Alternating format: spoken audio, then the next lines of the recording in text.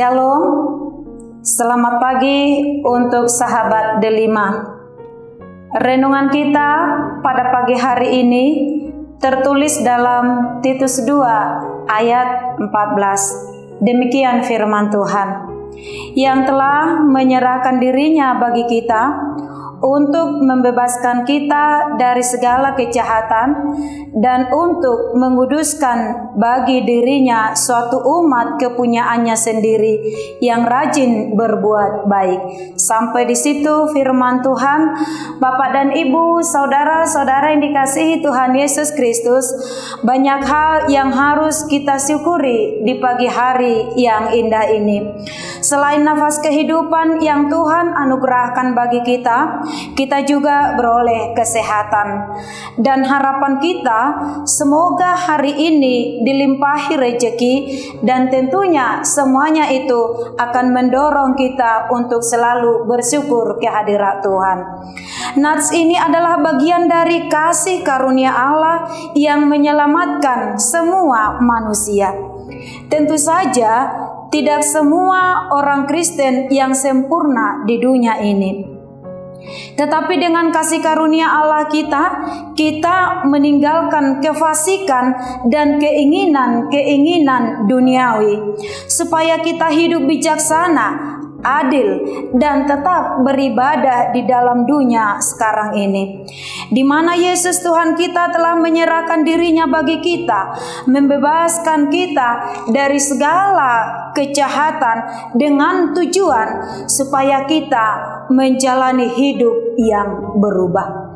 Kristus mengorbankan dirinya di kayu salib untuk membebaskan kita dari ikatan dosa, bahkan tidak membiarkan kita lagi kembali kepada keadaan sifat berdosa itu. Kematian Yesus Kristus membebaskan kita dari perbudakan iblis.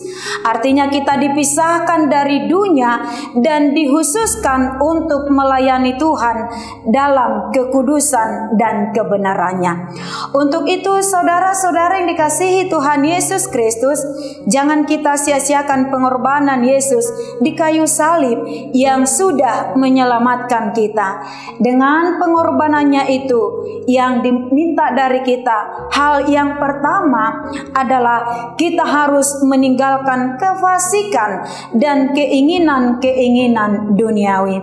Dengan pengorbanannya itu kita dituntut supaya menjadi orang yang lebih baik, yang berbeda dengan cara dunia ini. Dengan pengorbanannya itu supaya kita menjadi kepunyaannya, tentunya kita harus semakin taat dalam persekutuan, rajin beribadah, dan tetap membangun persekutuan yang rutin kepadanya, supaya kita tetap tinggal di dalam Dia.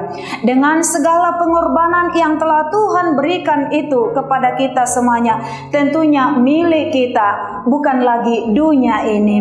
Tuntutan terakhir kita di dunia ini bukan supaya kita memiliki sebanyak-banyaknya yang bisa kita peroleh di dunia ini, tetapi karena janji Allah keselamatan akan milik kita. Berarti kita harus meraih keselamatan itu dan kita berjalan di hadapan Tuhan sesuai dengan tuntutan-tuntutan yang sudah Tuhan firmankan kepada kita.